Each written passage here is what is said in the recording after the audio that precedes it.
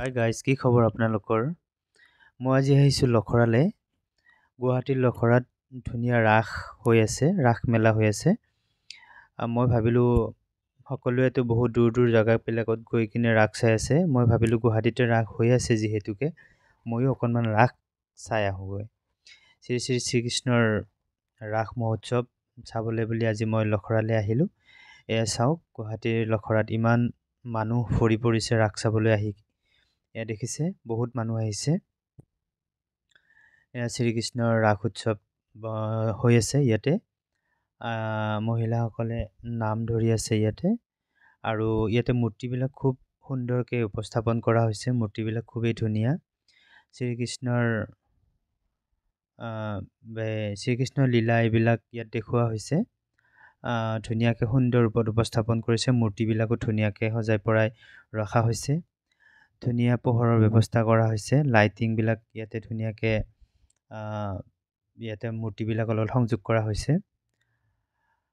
মই ভাবিছোঁ ধুনীয়া, আজিকালি চাৰিওফালে হয়তো ৰাসবিলাক খুবেই ধুনীয়া হৈছে। তাৰ ভিতৰত ব্যতিক্ৰম নহয় লখৰা ৰাস। দেখিবলৈ পাইছে আপোনালোকে, এয়া ধুনীয়া একদম পৰিৱেশ আৰু লোকাৰণ্য এই পৰিৱেশ। গুৱাহাটীৰ মাজমজিয়া বুলি ক'লে ভুল কোৱা নহ'ব লখৰা।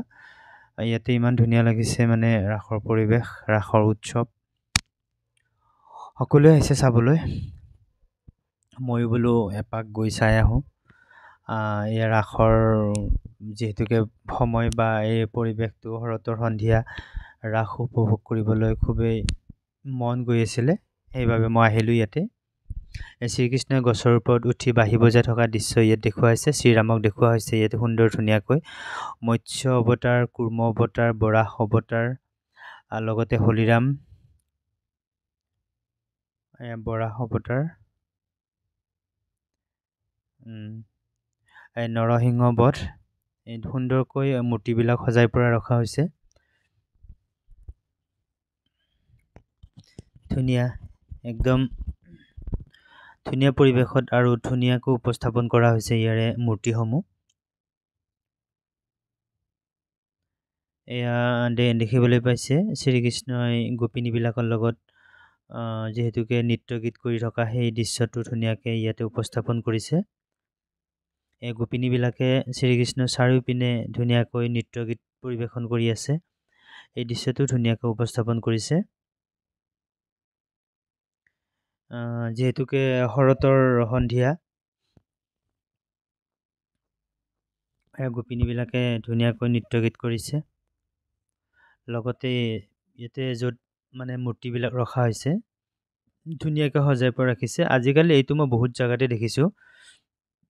এই যে চাইকেলখনৰ ওপৰত এনেকুৱাকৈ এই দৃশ্যটো ৰখা হৈছে। আৰু যিহেতুকে ইয়াতে ভেদ বুলি ৰখা হৈছে ইয়াতে ধুনীয়াকৈ।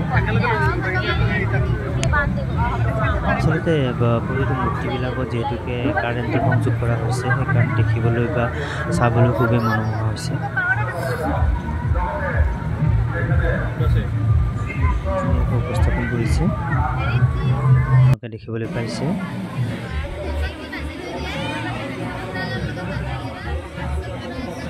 লগতে এইটো এটা মূৰ্তি, ইয়াতেও কাৰেণ্টৰ সংযোগ কৰি ধুনীয়াকৈ ৰখা হৈছে।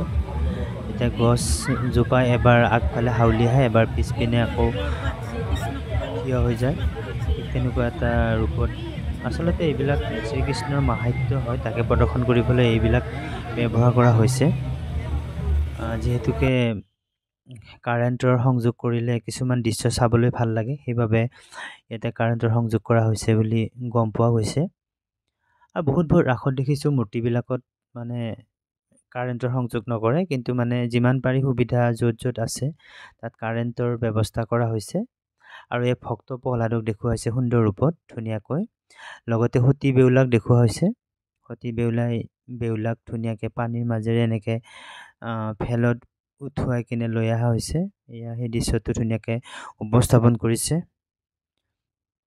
আচলতে এইবিলাক কাহিনী আমি আগতে সৰুতে সাধুত শুনিছিলোঁ, নাইবা কিতাপত পাইছিলোঁ, বা আমাৰ আইতাহঁতে কোৱা শুনিছিলোঁ। কিন্তু আজিকালি এইবিলাক ধুনীয়াকৈ উপস্থাপন কৰিছে বা অলপ ধুনীয়াকৈ সজাই পৰাই ৰখা হৈছে ৰাগবিলাকত, যাতে সকলোৱে বুজি পাই চাব পাৰে ধুনীয়াকৈ। আৰু মানুহো বহুত হৈছে, লোকেল কাৰণে বুলি ক'লেও ভুল নহ'ব। আছে ইয়াতে বিভিন্ন ধৰণৰ কাৰ্যসূচীবিলাক চলি আছে।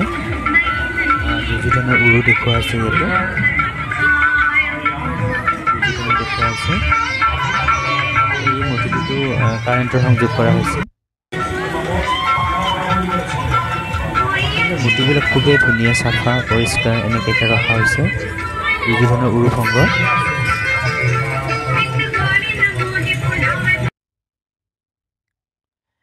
ৰাধা কৃষ্ণক একেলগে ধুনীয়াকৈ ঝুলনাখনত দেখুওৱা হৈছে সুন্দৰ ৰূপত।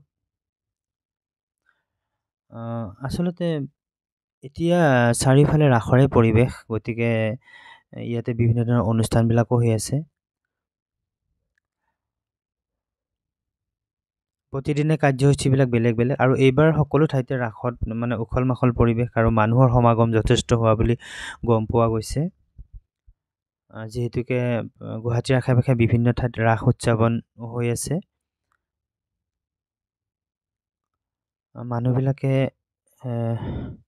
বহুত ভৰি পৰিছে। এতিয়া যিমানে ৰাতি হৈ আছে সিমানে ৰাসৰ মানুহৰ সংখ্যা বাঢ়ি আহিছে। ইয়াত এটা গুহা বনাইছে। এইটো গুহাৰে মানে পিছ চাইডেৰে ওলাব পাৰি গৈ, আকৌ অলপ দীঘলীয়াকৈ বনাইছে গুহাটো। ইয়াতে মানুহৰো ভিৰ যথেষ্ট হৈছে। ইয়াতে সম্ভৱতঃ এইবিলাক বস্তাৰে বনোৱা হৈছে চাগে, বস্তা। আৰু ইয়াতে কিছুমান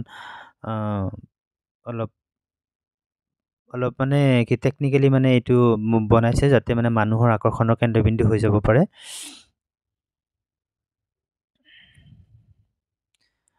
এয়া গৈ গৈ গৈ ইয়াতে দেখা পোৱা গৈছে মহাদেৱ শিৱক।